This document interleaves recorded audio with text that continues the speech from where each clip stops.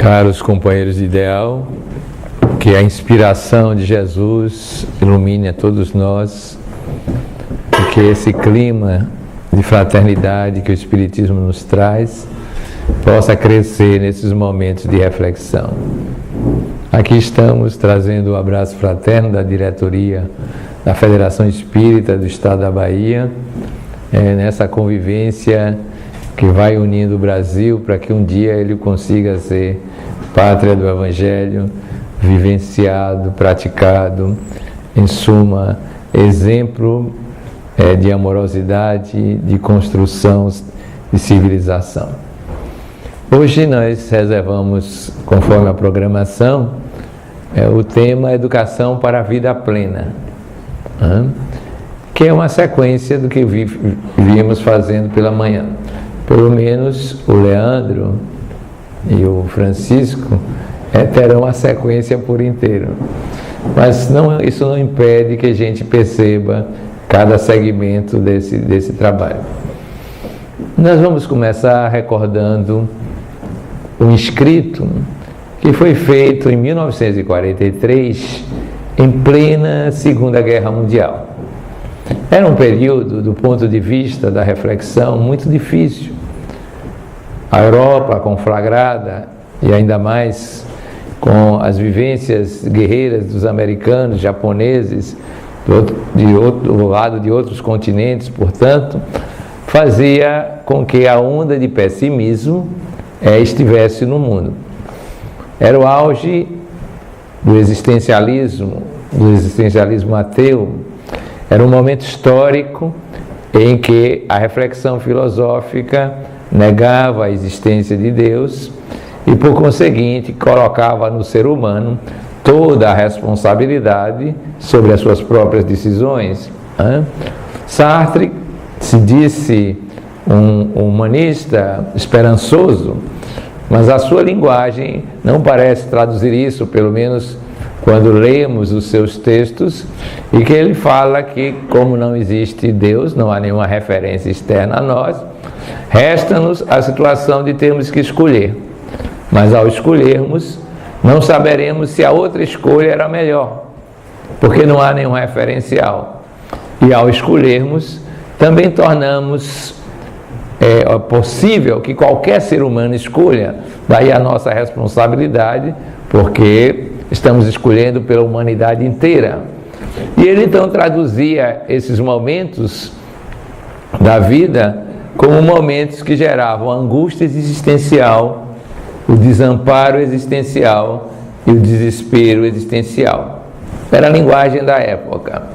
A vida é um projeto que cada um faz, cada um se faz nessas escolhas, mas que não há sentido nenhum senão aquele que se lhe dá a cada momento. E a guerra demonstrava que o ser humano cumpria um dos dizeres de Albert Einstein. Ele afirmava que havia duas questões que lhe pareciam em princípio infinitas em termos de resposta. Uma era a questão do limite do universo. Esse infinito ele tinha dúvidas. O outro era a estupidez humana. E ele concluía que a estupidez humana, ele tinha certeza, era infinita, a ponto de gerar essa destruição sem precedentes na história da humanidade. Então, nessa onda de pessimismo, aparece um escrito de um jesuíta, Pierre Teilhard de Chardin. E ele faz esse trabalho baseado num tema que era fundamental, sempre foi fundamental na história da humanidade, o tema da felicidade. Ele faz então um discurso sobre a felicidade. Em meio ao caos europeu, aparece esse tipo de voz. E ele então dizia que se perguntasse ao ser humano o que era a felicidade, provavelmente haveria uma resposta para cada criatura. Seriam inúmeras as respostas, porque cada ser humano, em função da sua singularidade, reflete na resposta esta própria singularidade. E por isso mesmo não haveria, de certa forma, um padrão. Mas ele diz então que podemos imaginar algumas respostas que são passíveis de unificação. E ele então relata que a maneira mais prática para ele mostrar isso é simbolizando numa viagem que nós vamos aqui transformar numa viagem brasileira. Uma viagem à Suíça, com todas as contas pagas, sem envolvimento qualquer com a Lava Jato. E que nós vamos passear. E vamos então para esse paraíso europeu, claro, fora da guerra, e lá chegando ficamos num hotel 6 estrelas. 5 são as estrelas do hotel, mas como nós chegamos, a 6ª estrela chegou. Então temos todas as condições de vida bastante agradáveis, naquele ambiente confortável, com piscina térmica, olha só, para o frio, hein? Piscina térmica, as vantagens da comunicação mais moderna estavam naquele hotel, só que há um compromisso para todos os viajantes, o compromisso de cumprir o roteiro de uma manhã, que é uma caminhada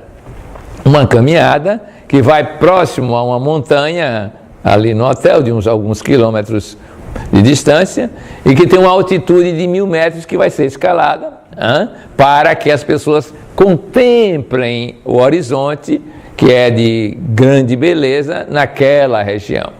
Esse é o propósito. E então, pela manhã, depois da foto, que hoje é selfie, a foto coletiva, nós brasileiros estamos lá e começamos a caminhada. E é evidente que, pela experiência de vida, que as pessoas não têm o mesmo passo, e uns vão à frente, outros no meio, e uma turma mais vagarosa vai atrás. E progressivamente esses grupos vão se distanciando entre si. Mas não somente se distanciando, eles vão compreendendo aquela situação de forma completamente diferente em matéria de interpretação do que está acontecendo. Depois de 1h30 de caminhada, chegam ao sopé da montanha.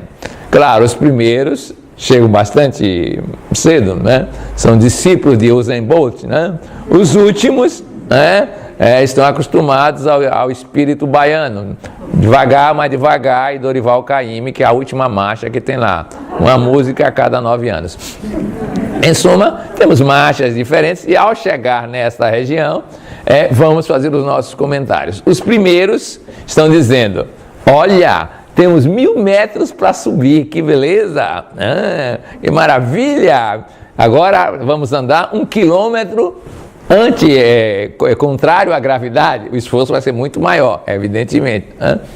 A turma do meio diz: para que tanto, essa brisa suave, esse calor ameno, essa relva, vamos abrir os nossos lanches e ficar por aqui mesmo. E a turma última está reclamando. Tem sempre os que reclamam. Mas que ideia mais nordestina é essa? Ficar caminhando, quando a gente podia estar no hotel tomando as nossas melhores bebidas, na piscina térmica, sendo servido por garçons. A gente é acostumado a fazer caminhada, agora tendo uma chance de ficar parado, vai viver esse tipo de situação? São os 3 indivíduos, os 3 representativos grupos no esquema da felicidade. Este último grupo que eu mencionei é denominado os fatigados. Já estão cansados. Na largada, já não querem muita coisa. Já não têm disposição na vida para buscar qualquer novidade, qualquer experiência diferente. A felicidade deles é não ser. Ser menos do que ser mais é melhor. Idealmente é não ser. Mas idealmente mesmo era não existir desde sempre. Mas já que existem, o jeito é aproveitar o máximo com 0 de esforço, quer dizer, aproveitar o máximo para ficar parado, com 0 de esforço. O sonho deles é viver a experiência descrita por um filósofo, Schopenhauer. Olha, a culminância da vida é o nada. Vamos logo para o nada, que é a morte. Esse é o ideal. Fatigado pensa assim. E mais ainda, ele desenvolve a emoção de raiva a todo mundo que quer mostrar algo novo. Não sei, não quero saber e não venha me ensinar. Esse é o ideal da fadiga em que o indivíduo está indivíduo. É uma forma de felicidade, é uma forma de entrar na sua concha e virar o caramujo que se é, né? Se esconder naquele tipo de situação e nada modificar. Qualquer transformação, qualquer diferença, para ele é problema.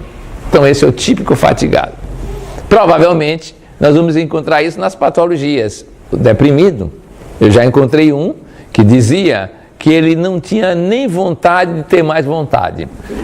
É o máximo que eu podia achar de uma pessoa deprimida. Não, eu não tenho nem vontade de ter vontade de sair, quanto mais a própria volição para atuar dessa forma.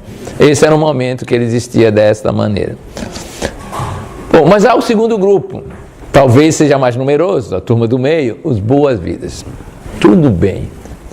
Vale algum esforço, mas o esforço deve ser desproporcional ao gozo. O gozo deve ser muito maior do que o esforço.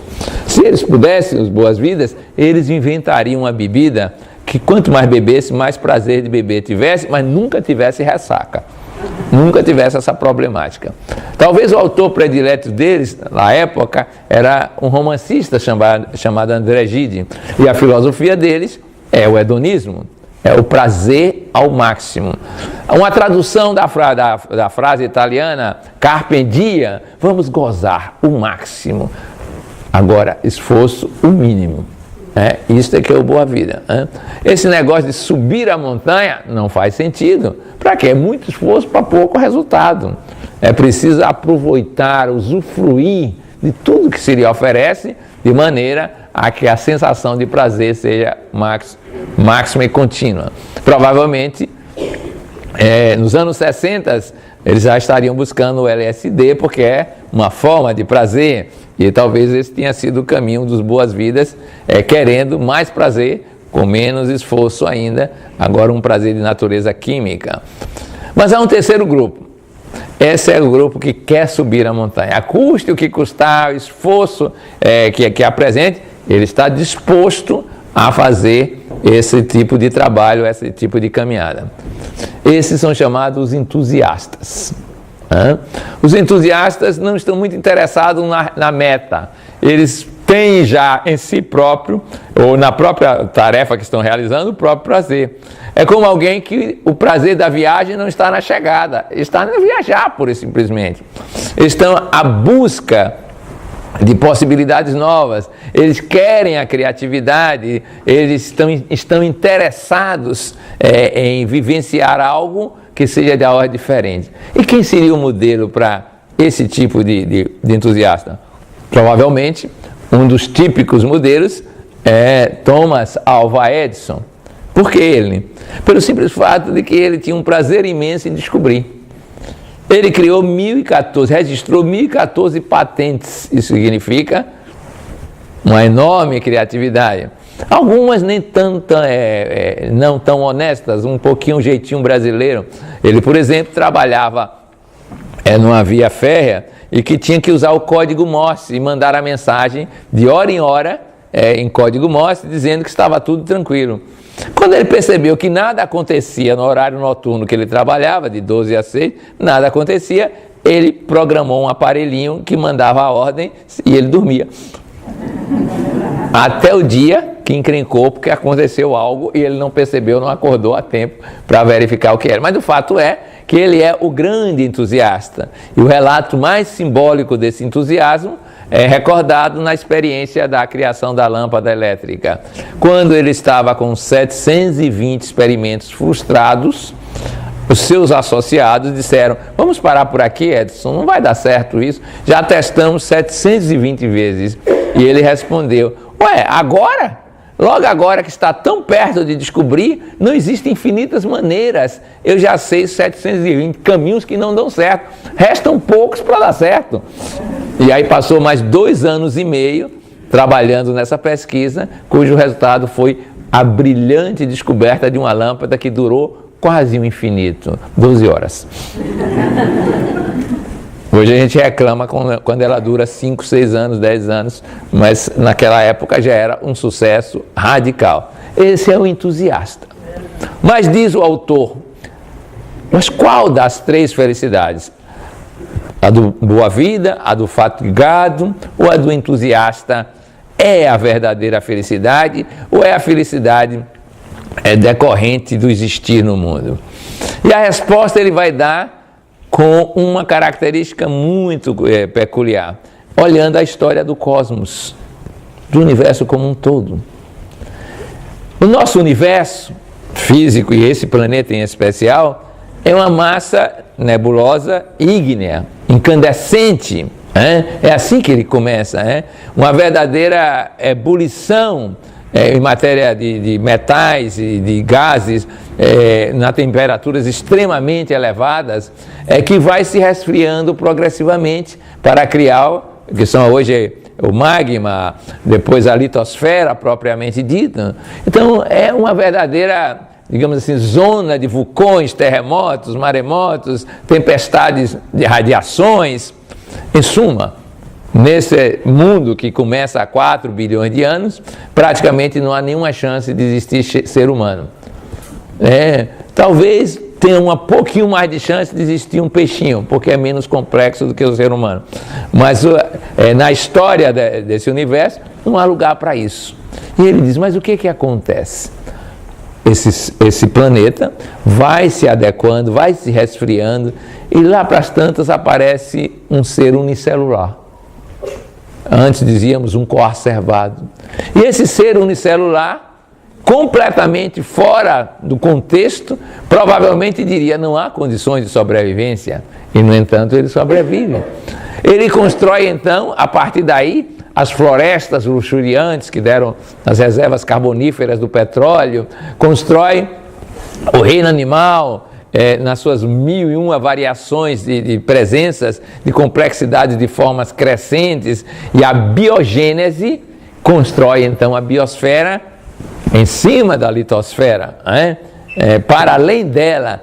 O que é isso? Senão um salto de criatividade, de construção inovadora. Porque quem imaginaria seres animais e vegetais num planeta como era naquela primeira fase existencial? E não somente isso, os próprios seres vivos vão transformando a natureza do planeta e se torna então dominado pela vida, a vida toma conta. Hoje nós sabemos que a vida nas profundidades, a vida nas montanhas, a vida em locais inóspitos tremendamente, porque os seres se tornaram capazes de colonizar tudo isso.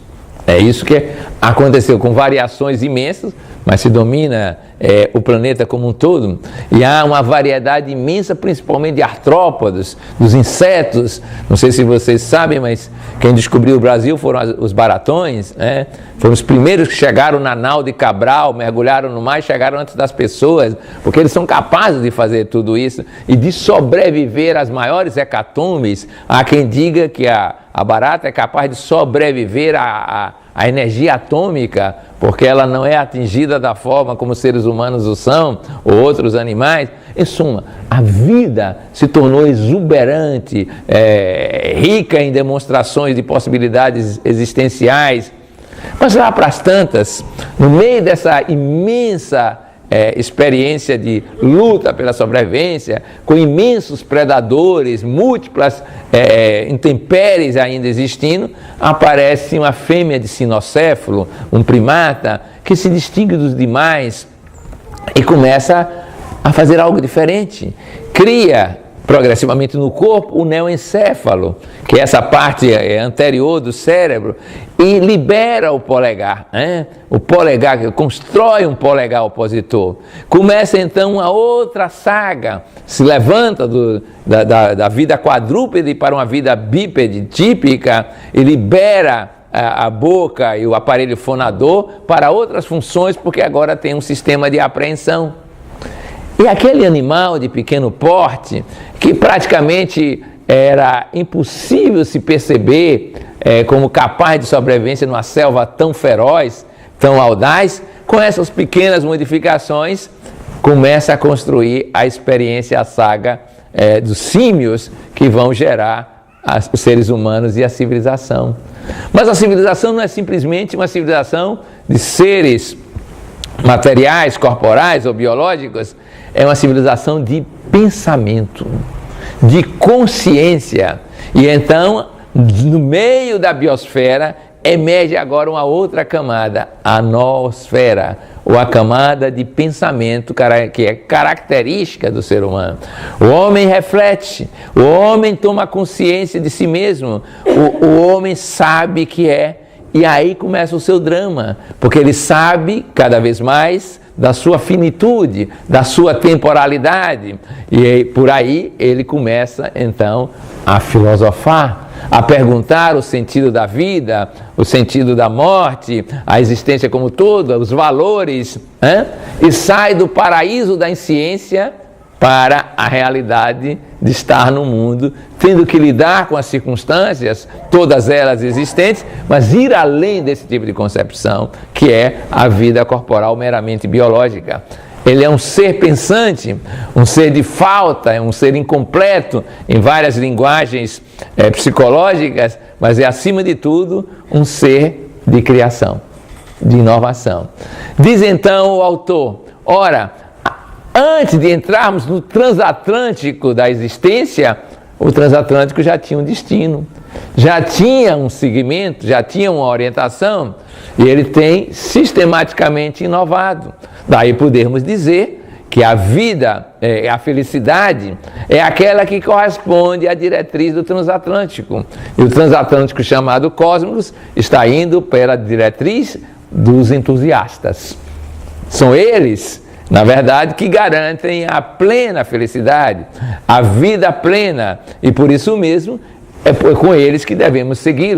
Nós não podemos mudar a diretriz do transatlântico, nós não podemos alterar a rota dele. Podemos caminhar dentro da proa ou no convés, mas não podemos dizer, agora transatlântico, desista desse projeto. Isso não conseguiremos. Não temos esse poder, não temos essa competência, esse tipo de capacidade. Então, por isso mesmo, a vida, ou a existência, que é mais que a vida, porque inclui todos os reinos, desde as origens, o reino mineral inclusive, nós podemos dizer que já escolheu por nós.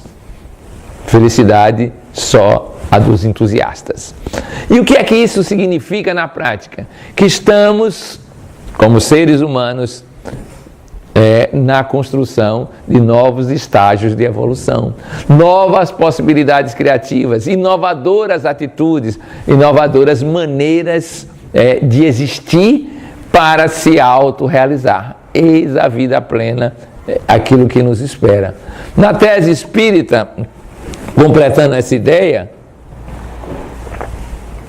nós verificamos que a vida plena é a vida do espírito, do ser que nós somos, e será mais plena ainda quando nos sentimos criação divina, co-criadores universais. Eis aí a vida plena. E aí ele complementa, o autor, que apesar de em que pese não ser espírita, ele é o mais espírita dos católicos que eu já li. Ele diz o seguinte, que é preciso que compreendamos que antes de tudo somos seres espirituais vivendo uma experiência humana, e não que estamos acostumados a pensar seres humanos buscando uma experiência espiritual. Que a vida do espírito, esta sim, que pode ser plena. A vida na matéria é transitória, é impermanente, é fruto de contingências e que deve ser cada vez mais uma expressão do ser que nós somos, é espírito. Mas para alcançar isso, como fazê-lo no plano da educação? Qual o nosso projeto de educação para vivenciar essa vida plena? Então nós podemos usar 3 grandes movimentos. Um movimento que vem da tradição grega, do autoconhecimento, que foi desenvolvido no templo de Delfos e popularizado por Sócrates, com a célebre frase, conhece-te a ti mesmo, que o Livro dos Espíritos registra em uma das suas perguntas, para fazer um homem de bem o que era necessário, como dizia um antigo filósofo, conhece-te a ti mesmo. E logo depois, no Livro dos Espíritos, Santo Agostinho, então, nos traz uma ideia do autoconhecimento. mostrando como devemos fazer a cada dia. E ele responde sinteticamente, porque ele, quando estava encarnado e era bispo de Hipona, escreveu um livro sobre o autoconhecimento, com o título de Confissões, mostrando ao mesmo tempo como se dá este trabalho, como se constrói essa consciência e o que aconteceu com ele. É bom recordar que o bispo de Hipona, Agostinho, só se transformou em cristão lá pelos 40 anos de idade, o que à época era uma idade provecta, porque a maioria das pessoas morriam aos 35, mas viveu o suficiente, foi uma exceção para demonstrar ao mundo o que era a sua vivência cristã e, mais que isso, as suas confissões na sua trajetória evolutiva.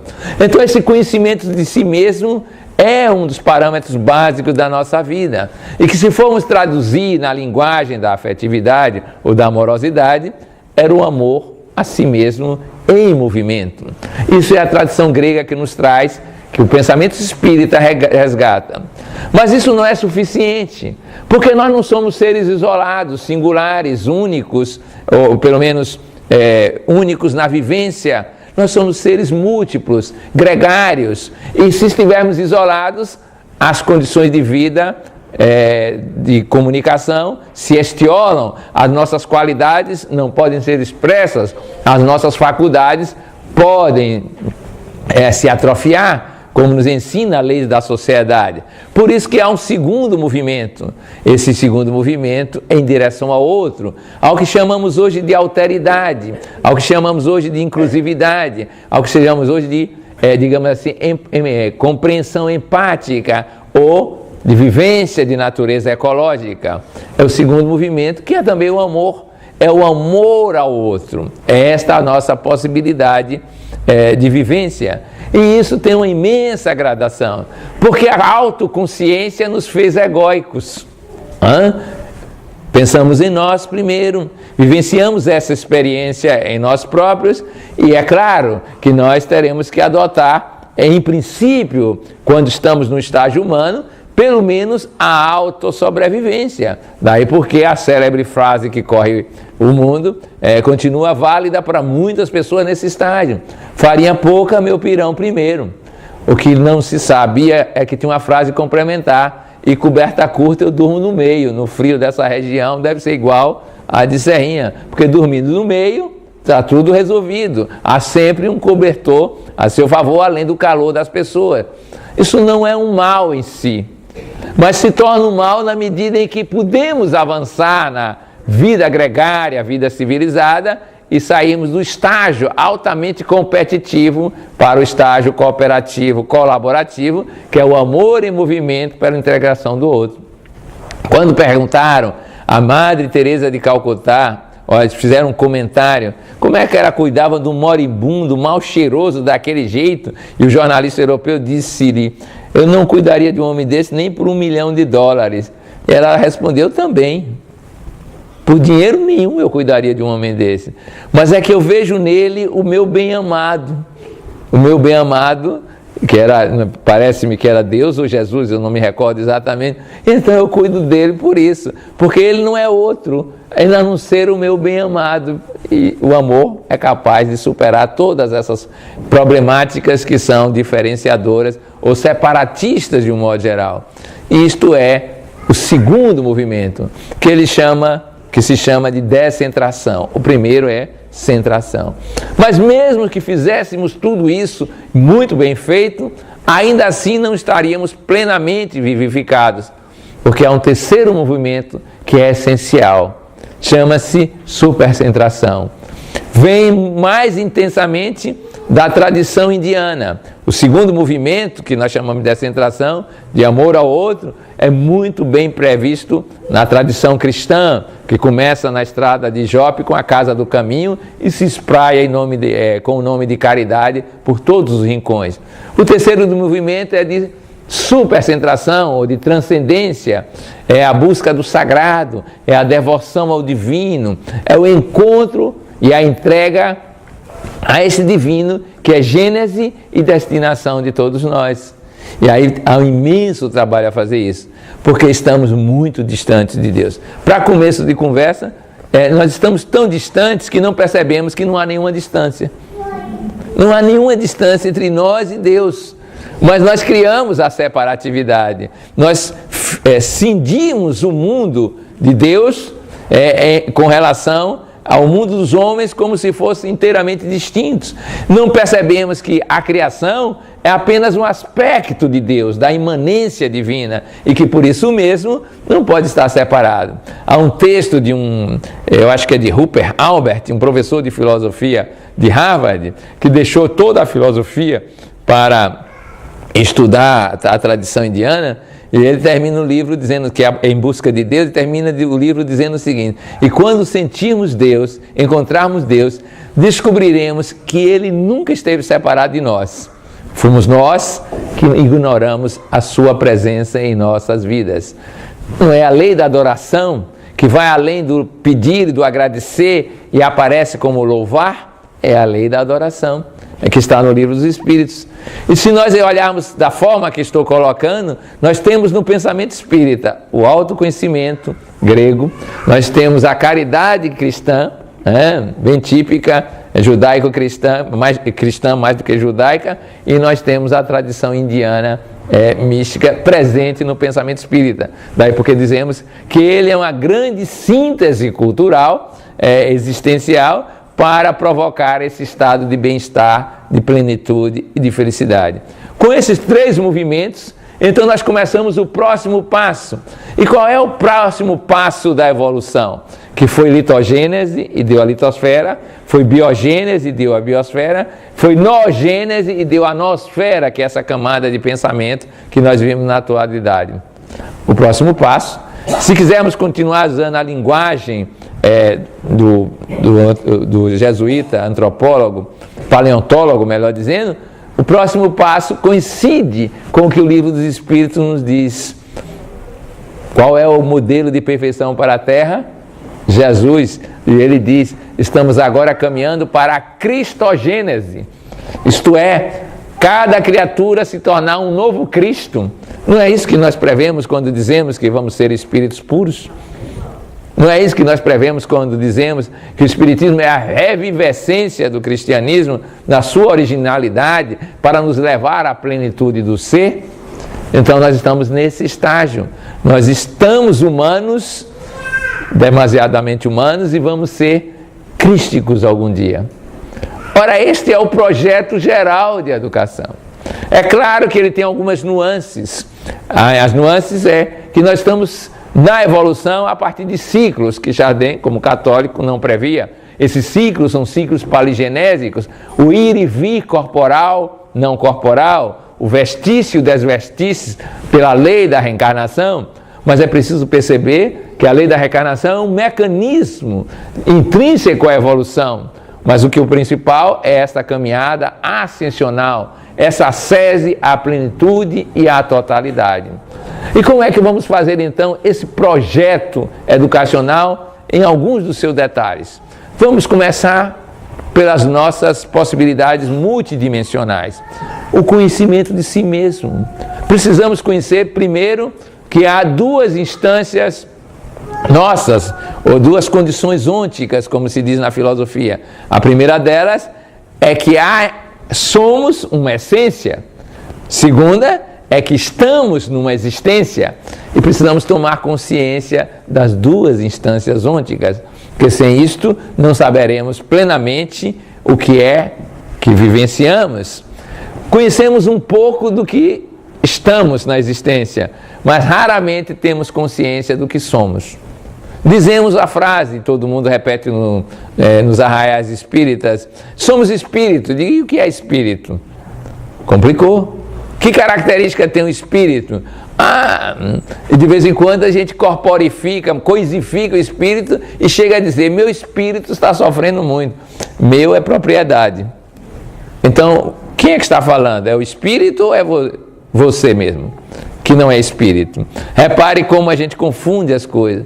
O espírito já se sabe, não ocupa espaço, não está no tempo, transcende a tudo isso, mas a gente não tem consciência disso, porque a consciência que nós usamos, o grupo de níveis de consciência que nós já atravessamos, não dar essa possibilidade. A mente racional analítica está estruturada para colocar qualquer informação no espaço e no tempo. E é por isso que a gente não sabe dizer o que é o espírito, não sabe experienciar, não tem condições ainda. Mas esse é um projeto educacional. Sabermos nos espíritos por experiência vivencial. E sabendo-se espírito, sabe-se imortal, sabe-se criação divina, sabe-se com características profundamente amorosas, porque Deus é amor e a natureza do espírito é a amorosidade. Sabe-se criador de formas de manifestações em níveis e estágios evolutivos os mais variados. Então precisamos conhecer a essência, tomar consciência daquilo que nós somos e ao mesmo tempo burilar a existência. E a existência pode ser multidimensionalmente descrita. A existência pode ser o corpo, e nós precisamos burilar o corpo. Esse corpo que nós construímos até aqui na evolução não é o último. Já estamos até melhorzinhos, né? Já estamos ficando mais elegantes. Olha, quando eu vi a descrição de Cleópatra, a linda Cleópatra, eu descobri que ela tinha um problema, ela mancava, ela tinha um nariz desviado, não tinha ainda o pessoal que fazia cirurgia estética, né?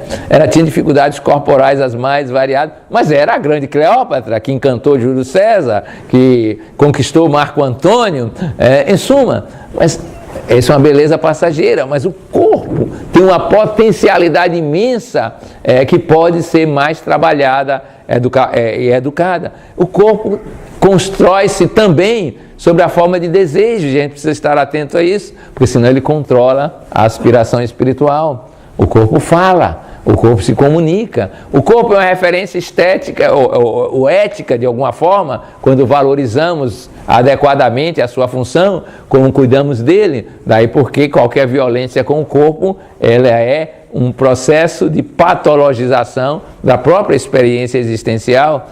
Nós podemos trabalhar e conversar com ele. Emmanuel recomenda num dos seus textos conversar com as células. Eu tenho conversado com muitas. As minhas células estão querendo viver muito apoptose, isto é, morrer, e morrendo envelhece. Eu tenho dito a elas, menos pressa, para que isso? Vamos com calma, receba minhas energias psíquicas e se acalme, vamos devagar, né? O estilo baiano mesmo, olha, tranquilidade nisso aí. Tenho conversado com o coração. Olha, meu coração, mantenha-se firme. Eu sei que você é um estilo diferente dos outros, porque você mal trabalha, já descansa, né? Sístole é trabalho, diástole é descanso. Você tem um ritmo próprio, mas pelo amor de Deus, não tire férias, não dê uma paradinha estratégica, não, porque é arriscado, você sabe, eu não sobrevivo a essa circunstância, eu estou aqui para utilizá-lo e fazê-lo também aprimorar-se.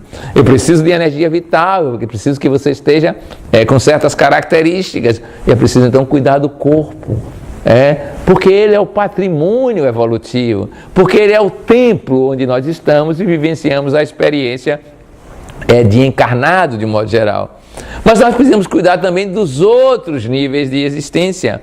Nós não estamos só no mundo físico, nós estamos no mundo espiritual simultaneamente. Ninguém pense que ao encarnar deixamos o mundo espiritual, afinal de contas o perispírito não encarna no corpo, o perispírito continua no mundo espiritual, restrito, com menores possibilidades de manifestação, porque se ligou a uma estrutura que é limitada, que é constrictiva, restringidora de um modo geral. Mas nós precisamos cuidar do nosso perispírito. Nós estamos muitas vezes desgastando em termos de energética por não sabermos adequadamente lidar com ele. Então isso faz parte do nosso projeto de educação. Nós precisamos lidar com o nosso corpo emocional, como alguns chamam, e age emoções. Geralmente as emoções são desagradáveis, do modo geral, dominam nas pesquisas o medo, a angústia, a tristeza, a raiva. São emoções de sobrevivência, de defesa, na luta pela sobrevivência. Precisamos aprimorar esse mundo emocional para que ele seja tranquilidade, harmonia, paz, para que a gente possa dizer o lema de Teresa d'Ávila na vida cotidiana, e ela tinha uma espécie de mantra, que nada me perturbe, que nada me amedronte. Olha só, quem consegue isso, né? Tudo passa, mas olha o referencial dela, só Deus não muda. A paciência tudo alcança. Quem tem a Deus, nada lhe falta. Só Deus basta. E ela ficava repetindo isso quando o pessoal estava analisando os seus escritos para decidir se ela era bruxa ou candidata a santa. Porque se ela fosse bruxa, iriam queimá-la. E ela lá, que nada me perturbe, que nada me amedronte. Imagine a cena, né? Ela escreveu isso nesse período. Então a gente precisa cuidar desse mundo. Hoje já temos inteligência emocional, o que é, né? Quociente emocional, para ver o nosso grau de equilíbrio, até chegarmos à impassibilidade, que é muito bem narrada na tradição indiana, com um exemplo. Um jovem de 20 anos meditava debaixo de uma árvore, era o costume dele. E as pessoas, na Índia tudo é atraente em matéria de religiosidade, as pessoas vendo aquele jovem meditar disseram, deve ser um sannyasi. E aí começaram a ficar no entorno dele, vinham meditar com ele no fim da tarde. E aí a situação foi se ampliando, até que a sua fama chegou no burgo inteiro, e um adolescente, uma adulta jovem, já de 19 anos, também resolveu ir para lá. E em chegando lá, começou a se insinuar, porque ela viu que o jovem lhe era atraente do ponto de vista da amorosidade mais básica, física, emocional. Só que ele estava apaixonado pela Mãe Divina e nem notava que tinha uma jovem interessada nele. E vocês sabem, por experiência, provavelmente, por convivência, que quando uma mulher não é aceita, um fêmea não é aceito, a rejeição dela, ela guarda na memória até a próxima encarnação, né? Isso é muito conhecido, a memória afetiva feminina. E o que aconteceu com aquela jovem é que ela simplesmente achou, depois de 6 meses, que ele a havia rejeitado e prometeu que isso não ficaria assim. Veja vocês, ele nem sabia disso. Lá para as tantas, aparece um pelotão do exército inglês que dominava a Índia na época e encontra essa jovem. E o inglês, que não sabia meditar, começou a usufruir da lei de Newton. A matéria atrai a matéria na razão inversa do quadrado da distância. E vai daqui, vai dali, a matéria foi se aproximando, e 1 mais 1 é muito mais que 2, veio uma gravidez. E aí veio o desastre. O inglês teve que se deslocar, porque o pelotão passou daquela região. E a jovem ficou grávida e desonrada, entre aspas, porque uma gravidez sem pai, sem casamento na Índia daquela época era uma tragédia. E ela esperou a gravidez crescer, e quando cresceu, que os pais reconheceram, horrorizados, porque gravidez dava um horror naquela época, embora todo mundo saiba que depois que o menino nasce, 1 ano depois, é meu netinho, né? Tudo bem, mas antes é um horror. E aconteceu simplesmente que ela resolveu aproveitar-se do ensejo e disse, estou grávida daquele jovem que meditava. De uma vez só, ela se livrava da culpa e vingava-se da rejeição que ela sofreu. O rapaz só meditava, não dizia uma palavra. Pois bem, a criança nasceu, os pais da jovem ficaram bastante chateados, espalharam a notícia que ele não era aquela figura importante na meditação, porque havia desonrado a filha deles, e quando a criança nasceu, logo que pôde, eles levaram lá para a meditação. E lá chegando, aconteceu o seguinte diálogo, que é típico da superação de todas as emoções. Os avós, com a criança recém-nascida, entregaram-lhe a criança e disseram, essa criança é sua filha. Ele olhou para eles, olhou para a criança e respondeu, é? Aí os avós, é. E ele concluiu, então é. E o pessoal, mas é cínico mesmo, hein? Omite-se o tempo todo e olha, nem reage, nem nega, nem faz alguma estripulia, coisa nenhuma. E foram embora e deixaram a criança. E aquele jovem ficou com a criança e começaram, as crianças atraem, a chegarem senhoras para ajudá-lo a cuidar da criança, e foi assim que ele continuou, meditando, só que agora um pouco diferente, porque a criança começou a engatinhar, começou a crescer, e era um olho na Mãe Divina e o outro na criança, para não deixar ela desamparada nas meditações. Passado algum tempo, o exército inglês voltou, e o soldado inglês, com a sua fleuma e a sua honestidade, procurou a jovem, soube que ela tinha tido um filho, e disse, pode ser meu, e aí apresentou-se para reivindicar a paternidade. Os pais agora estavam dela, mais deprimidos ainda com a situação. Quer dizer que, além de tudo, ela era mentirosa. Era um complicado. Que filha que eles tiveram, né? Arrumava encrenca, complicava a situação e lá vai. Mas assumiram e disse, e agora? E a criança? A essa altura, tinha passado mais de um ano, e eles estavam, como será que estaria meu netinho se estivesse com a gente? Aquelas coisas que criança mexe no coração das pessoas. E foram atrás da criança e do meditador, dizendo, agora que perdemos essa criança, sabemos que ele não é o pai, mas ele vai reagir. E foram lá e fizeram o seguinte diálogo. Viemos lhe dizer que essa criança não é sua filha. Ele fez, não é? Eles responderam, não é. E ele disse, então, não é. Isso se chama impassibilidade. É a sanidade perfeita no nível emocional. Mas nós temos outro trabalho para fazer. Nós temos que trabalhar o mundo mental. Ah, que trabalho! O mundo mental exige algumas construções em matéria de realização. Porque a mente não somos nós, ela é construída. A mente é um produto do nosso esforço evolutivo. É, portanto, uma espécie de veículo, como é o corpo, como é o mundo emocional. A mente também é assim. E a primeira grande questão é, nós pensamos o que queremos pensar? Pode prestar atenção quantas vezes as ideias ficam na cabeça da gente e a gente não quero mais pensar nisso. E continua pensando. Não quero mais pensar nisso, e quanto mais não quer pensar, o pensamento está ali. Aliás, não é uma técnica muito recomendável ficar contrariando o pensamento. Eu me recordo, quando era dirigente de juventude espírita, lá no milênio passado, que um jovem me dizia assim, olha Peixinho, eu tentei, mas não consegui. Eu disse, não vou pensar em sexo hoje. Foi a conta, o que apareceu de mulher nua na minha frente, mentalmente, toda vez que eu dizia, não vou pensar, vinha um pensamento. Eu digo, claro, se eu me disser, olha, não pense no elefante voador cinza, o que acontece? É a primeira coisa que aparece na tua visão. Então, nós não temos controle sobre a mente. Parece que é um macaco em loja de louça, desequilibrando tudo, desorganizando tudo. E isso é o primeiro problema evolutivo. O segundo problema é ter atenção. Como nós não temos controle sobre o pensamento, nós não temos atenção, concentração. Se vocês estão pensando que estão assistindo essa palestra aqui o tempo todo, engano, boa parte já viajou, já foi assistir a chegada de Dilma, não sei, porque ela vem para o Rio Grande do Sul, foi ver algum jogo aí do Internacional, já viajou por uma lembrança na fazenda. Por quê? Porque as pessoas não têm o hábito de ter atenção.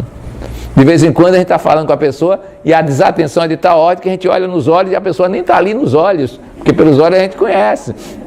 E agora com esses aparelhinhos está cada vez mais difícil dar aula na faculdade, porque os alunos estão muito ocupados no tal do WhatsApp, Eu acho que deve ser o WhatsApp, E aí vai ter um concorrente, o WhatsApp, o WhatsApp, que fica atrapalhando a concentração das pessoas na vida cotidiana. Nós não temos concentração. Vamos rezar? É um problema. Eu me recordo que alguém me dizia assim, a pessoa diz, Pai Nosso. Aí eu faço, na mesma hora, Pai Nosso, rapaz, por falar em Pai Nosso, aquele pai de fulano andou castigando o filho de uma forma inadequada, já botou um pensamento, que está nos céus. Quando diz que está no céu, eu disse, mas rapaz, está nublado hoje, vai chover pra caramba. E lá vai e não consegue ficar na concentração. Por isso que eu admiro esse pessoal que vai para a mediúnica, que me diz que passa 1h15 concentrado. Já consegue, treinou bastante. Eu acho que fica uma parte concentrada, outra parte viajando nas histórias que os espíritos vão narrando, e por aí vai. Mas não temos esse hábito, a mente tem essa potência. Mas não somente isso, é preciso organizar as ideias numa ideia central diretora. É fundamental esse processo, porque senão a gente vai ser um jogo de ideias que toda hora muda de pensamento, ou é a incompletude em geral. É preciso ter uma ideia central que organize a vida. Gandhi tinha a sua ideia central, a verdade acima de tudo. Albert Einstein tinha sua ideia central, a reverência pela vida, E cada um tem uma ideia que norteia a sua vida e que facilita a tomada de decisões e as práticas do cotidiano. A maioria de nós não tem ideia central. Tem um monte de ideias, um conjunto de pedaços de ideias, e a gente não sabe organizá-las, integrá-las de uma forma consistente.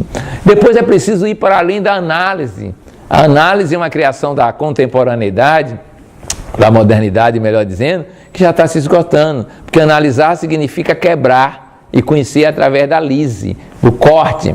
Isso dá um resultado, e o resultado maior é a especialização, e cada vez mais se especializa. Eu me recordo que encontrei alguém que perguntei como vai a oftalmologia, ele era oftalmologista, portanto especialista, e disse: eu agora sou retinólogo. Eu nem me lembrava direito o que era que queria dizer isso, porque eu nunca tinha ouvido ninguém falar retinólogo, estuda só a retina. E eu, como perco o amigo, mas não pedi a piada nessa época, perguntei: do olho direito ou do esquerdo? Era o super especialismo, né? Isso é da análise. A mente já faz isso razoavelmente bem, mas é preciso fazer síntese, isto é, a integração, a concepção orgânica, sistêmica, para poder a gente avançar em termos mentais. Veja quanto trabalho. E por último, que não é o último, mas é o penúltimo, mas que é fundamental, é preciso aprender a não pensar novamente. Houve uma época que nós não pensávamos, éramos seres não pensantes, mas agora é preciso ter momentos de silêncio. A eloquência do silêncio nos transportará para outros estados de consciência, e não pensar é difícil. Eu me recordo que a primeira vez que eu percebi que consegui isso, e parece-me que foi a última, quando eu estava no não pensamento. Você sabe o que aconteceu? Eu consegui, pensei, aí acabou. É um estado completamente diferente, nunca mais eu me recordo que voltei a ele, consigo ter concentração, mas esse trabalho do silêncio, não. E aí ultrapassarmos essa instância mental e aprendermos a ser testemunhas da mente. Mas há uma outra dimensão no autoconhecimento, a dimensão valorativa. É preciso saber o que vale. Como é que nós estruturamos, em linguagem técnica, a nossa axiologia. Eu sei que vocês nunca ouviram essa palavra, se ouviram é porque é estudante de filosofia. A axiologia. Qual é a teoria dos nossos valores? O que é que vale? Isto é correto ou é incorreto? Pedalar é correto ou é incorreto? Fazer isto é correto ou é incorreto? Como é que eu sei que está subjacente a isso? Eu preciso saber qual é a minha teoria dos valores. Há uma tradição que narra, que dizia o seguinte, que um nativo africano foi ensinado por um anglicano a distribuir o que era o bem e o que era o mal. Ao fim de 20 anos, ele chamou e disse-lhe: conta com te, diga-me uma ação boa, uma ação má, aliás. Ele disse: vizinho levar minha vaca. Isso é uma ação má no reino da propriedade privada. E ele perguntou: e uma ação boa? Estava animado com a primeira resposta, depois de 20 anos ensinando. Uma ação boa? Eu levar a vaca do vizinho e ele nunca descobrir. Qual era o centro do seu valor? O que ele possuísse. Essa é a ideia. Mas se vocês olharem a tradição de Malbataan, aquele pernambucano que escreveu O Homem que Calculava, ele vai mostrar que a matemática não resolvia uma ação boa, porque o ideal era que cada um contasse matematicamente com a intenção, e a intenção era doar algo que lhe sobrava, e quem doava que lhe sobrava era equivalente, é um dos textos que ele trabalha lá. Em outras palavras, é preciso saber o que equivale. Valores vitais, éticos, utilitários, valores estéticos. Eu prefiro gastronomia ou beleza? Valores lógico-epistemológicos, valores espirituais. Os cristãos de antigamente, e haja cristão naquela época, eles preferiam os valores espirituais aos valores vitais. Mesmo ameaçados de irem para a boca do leão ou serem queimados como tochas vivas, eles continuavam acreditando nos valores espirituais. Eles se sabiam sobreviventes à morte, se sentiam nessa natureza. Mas o que é que vale para a gente? Alguém me disse uma vez: olha, eu sou um socialista de coração. Socialismo é uma maravilha, mas eu estou enfeitiçado pelo capitalismo. E vou viver por hora no capitalismo. O que é que vale? Então, isso é uma hierarquia de valores que a gente pode trabalhar para saber qual o estágio que nós já alcançamos. Isso é conhecer-se e cultivar-se. Mas ainda temos mais. Além dos valores, nós temos que saber sobre a nossa volição. qual é a nossa vontade, qual é a habilidade que ela tem, qual é a consistência, qual é a força de vontade que nós possuímos. É um estudo sobre nós mesmos, que Leon Denis começa fazendo na ideia de vontade e potência da alma, como está no problema do ser, do destino da dor. Reparem que é conhecer-se na existência em termos de autoconhecimento, que é o cultivar-se o amor a si mesmo. Nós podemos conhecer também as nossas potencialidades anímico-mediúnicas. Todos nós temos. Qual é o estágio que ela se encontra? Tem gente que é médium oceânico, tem gente que é médium gota d'água. Todo mundo tem seu estágio, mas precisamos nos conhecer, saber como podemos utilizar isso, como podemos atuar dessa forma ou daquela outra, em termos anímicos, mediúnicos e agora ultrafânicos, como os biósofos italianos falam, que é um estado alterado de consciência, de percepção do fenômeno tal como ele é. Quais são as nossas faculdades usadas? A intuição, o sentimento, a sensação, a vontade, a imaginação. Em que estágio elas estão? Repare que o projeto pedagógico nosso, educacional, tem que envolver tudo isso para delinearmos o nosso trabalho evolutivo, autoconscientemente, e agirmos da melhor forma possível. Mas não basta conhecer-se, centrar-se, é preciso fazer o segundo movimento. E o que é descentrar-se? Senão perceber o outro nos seus próprios termos e caminhar com ele na evolução. Isso é caridade, isto é benevolência, isso é partilha, isso é comunhão. Não chegaremos ao divino e à plenitude, à vida plena, isolados como indivíduos na forma humana. Só poderemos chegá-lo na comunhão, na convivência, na interação, em suma, na agregação, na integração, que geram formas novas de existência e novos graus vivenciais, novas complexidades vivenciais. Então nós precisamos desenvolver todo esse leque. E a caridade tem um espectro imenso. Aliás, começa com a observação do que nós fazemos, e ela varia muito, porque a caridade pode estar a serviço de várias intenções. Eu trabalhei numa comunidade e eu ficava imaginando qual era o motivo que cada um tinha para estar naquela comunidade. E eu descobri que tinham vários motivos. Um deles era, se eu fizer caridade, eu me livro da obsessão. Era uma troca que estava fazendo. O obsessor não gosta da vibração da caridade. O outro estava contabilizando bônus hora encarnado para ver se conseguia algum lugar em nosso lar mais agradável. Estava fazendo um negócio capitalista. Um terceiro estava lá, isso era o imaginário de Peixinho trabalhando, porque ele tinha um problema, de segunda a sexta ele explorava as pessoas, sábado ele aliviava a consciência fazendo caridade, 5 dias de exploração no comércio e 1 dia de alívio de consciência. Um quarto estava lá porque tinha uma questão básica, ele não era reconhecido no meio dele, mas na favela ele era. Então era reforço ao ego. Olha, eles lá me veem como gente e como gente superior. No ambiente que eu estou, eu sou um qualquer, mais um, não tem relevância. Tinha um quinto que dizia, não, é um dever de consciência social. Eu estou aqui para desenvolver essa consciência de coletividade, de sociedade. Um sexto dizia que era amorosidade. Eu estou aqui para vivenciar a amorosidade em crescimento. E eu estou aqui para perceber o outro nos seus próprios termos e com ele caminhar. Era um 7º nível existencial, todos no mesmo lugar fazendo trabalhos de caridade.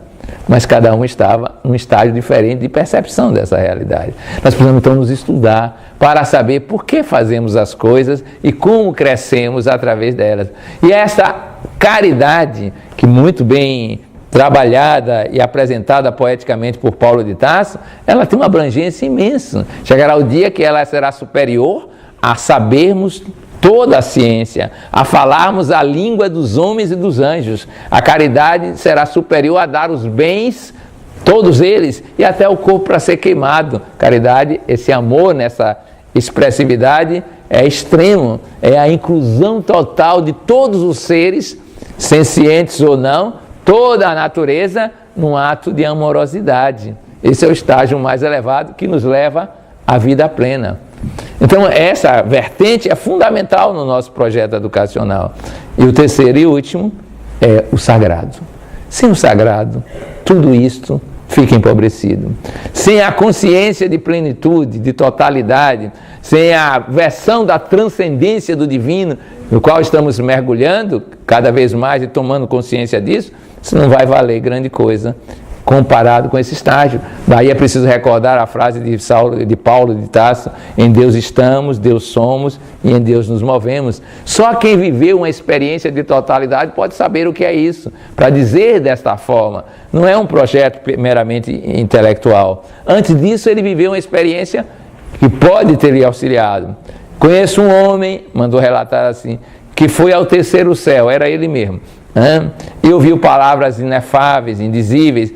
Imagine, se o terceiro céu já era assim, imagine o sétimo, porque na tradição grega eram 7 os níveis celestiais, que deu numa revista, Sétimo Céu, que só os antigos poderão ter lido, como eu, né? Pois bem, então, depois ele vem com esta frase. O que é isso? É a experiência de comunhão com o divino, é a experiência de totalidade, é a experiência luminosa que o Cristo anunciava: eu e o Pai somos um. Então, o projeto educacional, para ser pleno, ele tem que levar em consideração todas essas questões. Aí eu lhes pergunto, é assim que vocês estão vendo os estágios educacionais nas instituições que nós trabalhamos? Não é espírita só não, na sociedade como um todo. É assim que a Secretaria da Educação faz o seu plano pedagógico, político-pedagógico, pensando nessas instâncias estruturantes? Seguramente não. O Estado se diz laico, isto é até uma violência. O Estado não é laico, o Estado é materialista.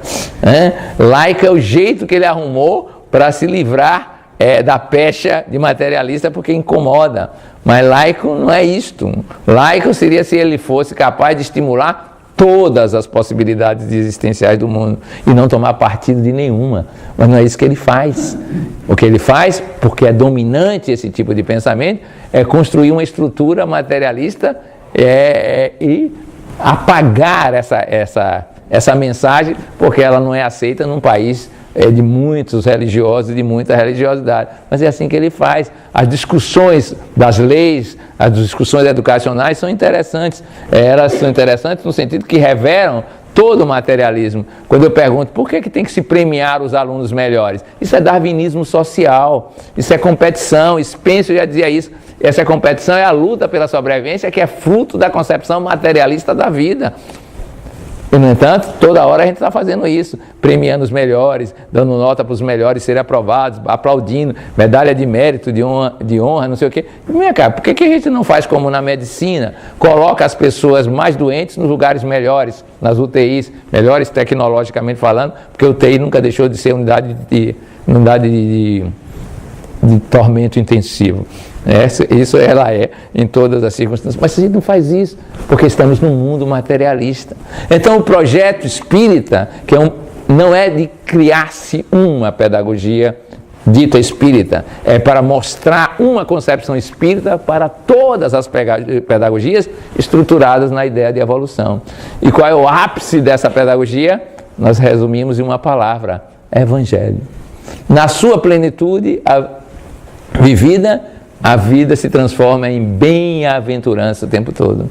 Então é esse sagrado que nós precisamos buscar, é esse autoconhecimento que nós precisamos experienciar, é esta alteridade que nós precisamos viver. E eu finalizo então dizendo-lhes um poema do indiano Yogi Shri Rishinan, o espírito que se manifestou na Bahia, escreveu um livro chamado Divina Presença. Só um trecho do poema. Ele escreveu comentando os textos do místico João da Cruz. E ele diz o seguinte: mergulhado no mundo, Deus. Mergulhado no outro, Deus. Mergulhado em mim mesmo, Deus. Sem alto, nem baixo, sem começo, sem fim. Simplesmente Deus. Porque só Deus basta.